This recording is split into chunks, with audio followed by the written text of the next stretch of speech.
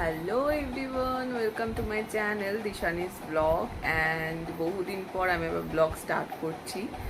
জানি না কতটা কি কন্টিনিউ করতে পারবো, বাট আমি স্টার্ট করছি বিকজ আমার নতুন ফোন চলে এসছে। আমি যেটার ওয়েট করছিলাম এতদিন ধরে।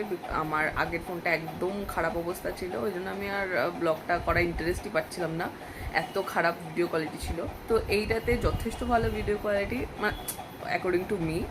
তো আমি ভাবলাম যে কেননা ব্লগসটা আবার স্টার্ট করি। তো চলো, এখান থেকে আমি সকাল থেকেই ভাবছিলাম আজকে ব্লগ স্টার্ট করব। তো সামহাও আমার হচ্ছিল না, বহুত বিজি শিডিউল ছিল আজকে। মামাম মামাম তুমি কি করবে এখন?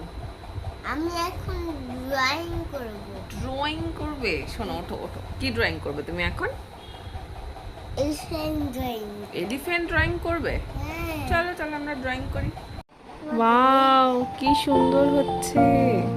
করো করো, বাইরে যেন না বেরোয়।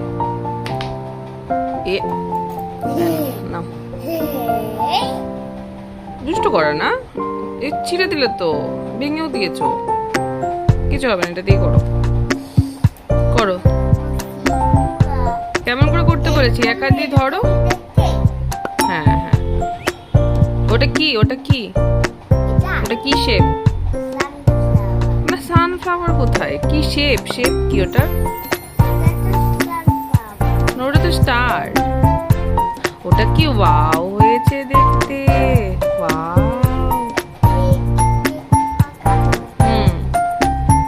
সুন্দর হয়েছে, সুন্দর হচ্ছে, ওয়াও। তুমি একটু করো। আমি ম্যাম? আচ্ছা, আমি ম্যাম আমি তোমাকে তাহলে একটু বকি। দেবর্ষী, সুন্দর করে কালার করো এখানে, এখানে সুন্দর করে কালার করো এখানে।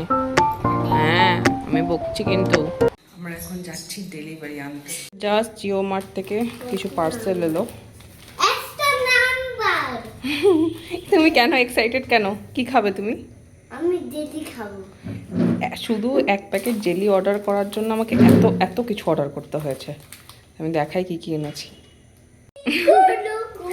তো এইগুলো হচ্ছে রিকুর স্কুলের জন্য আমি মাঙ্গিয়ে রাখি কিছু, কেননা ইনস্ট্যান্ট দরকার হয়, প্রত্যেকদিন কিছু বানিয়ে দেওয়া যায় না। আর আমি সব বাজার করে গেছিলাম, শুধু এই টুকটাক কিছু শেষ হয়ে গেছিলো। কই তোমার জেলি? কই কই সোনার জেলি? সোনা, তোমার জেলি দেয়নি, তোমার জেলি দেয়নি তো। হে মা, জেলি দেয়নি, দেয়নি। এই তো দেখো, তুমি দেখো। তাহলে একটা জিনিস আছে, এইটাকে খাবে। তুমি হ্যাপি? হ্যাপি, জেলি পেয়ে হ্যাপি? কোথা থেকে খুঁজে খুঁজে একটা জেলি বার করলাম, যার জন্য এত এত কিছু অর্ডার দিলাম, তার জেলি আসেনি। হ্যাপি? হ্যাপি? এরকম করো, এরকম করো। হ্যালো, তো চলে এসেছি রাতে ডিনার বানাতে। চুল টুল বেঁধে চলে এসেছি একদম। তো এখন আমি বানাবো হচ্ছে সয়াবিন। দিদি বানিয়ে দিয়ে গেছে রুটি। এই যে রুটি রেডি। আমি শুধু সয়াবিন বানাবো, আর কোনো কাজ নেই এখন। মানে এত এত জবলেস লাগছে এখন, মানে বিকজ আমার হাজব্যান্ড এখন থাকছেই না বাড়িতে। সকালবেলাতে বেরিয়ে যাচ্ছে 10টার সময়, রাত্রে বেলাতে একদম 10টা 10:30টায় আসছে। তো সারাদিন কী করে যে আমি কাটাচ্ছি সেটা আমিই জানি। যাই হোক, তো অলমোস্ট 8:30 9টা বাজছে, তো আমি ভাবলাম যে ডিনারটা বানিয়েই নিই। আমার এখানে কাটাকুটি সব রেডি, আর এখানে প্যান বসিয়ে দিয়েছি। তো প্যানে করে আমি তেল দিয়ে আলুটা ভেজে নেব। বাস এইটুকু তেলে আমার রান্না হয়ে যাবে, আমি অল্প তেলে রান্না করি। তো এবারে আলুটা ভেজে নেব।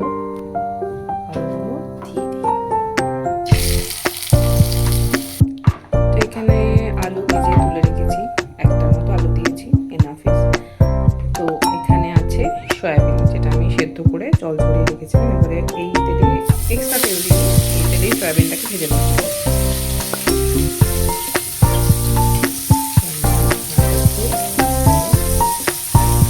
যেহেতু তেলে আছে, আমি ওটা দিয়েছিলাম, তো ভেজে লাল করে তুলে রাখবো। আমার সয়াবিন ভাজা হয়ে গেছে। ওই যে তেল বেঁচেছিল, ওই তেলের মধ্যে এখন দেবো ফোড়ন। দেবো একটা তেজপাতাকে একটু ভাগ করে নিয়েছি, আর একটু সামান্য গোটা গরম মশলা,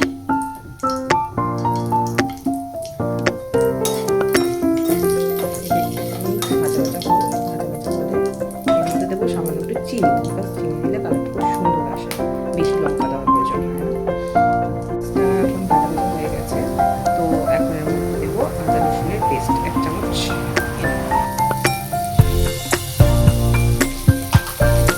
তাহলে টমেটোটা দিয়ে দিই,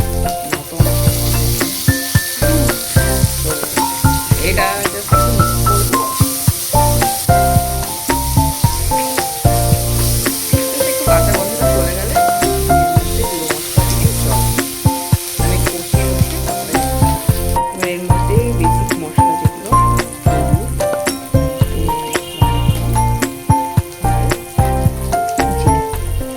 এটা দিয়ে নাড়ানাড়ি করবো, দিয়ে জল দিয়ে দেবো, তাহলে মশলাটা পুড়ে যাবে। তো আমি এইটুকুই মশলা দিই, বেশি মশলা দিই না, এটাই ভালো লাগে খেতে। তো যাই হোক, এটা একটুখানি হালকা কষিয়ে নিয়ে জল দিয়ে দেন রেডি। আমার মশলা কষানো ডান। এখন এই ভাজা সয়াবিনটা আর আলুটা এর মধ্যে দিয়ে এটাও 2 মিনিট কষিয়ে নেবো, দেন জল ঢেলে দেবো। তো আর কিছু নেই, এটাই জাস্ট এরকম রান্না, এরকমই করি আমি। তো লাস্টে দেখাচ্ছি।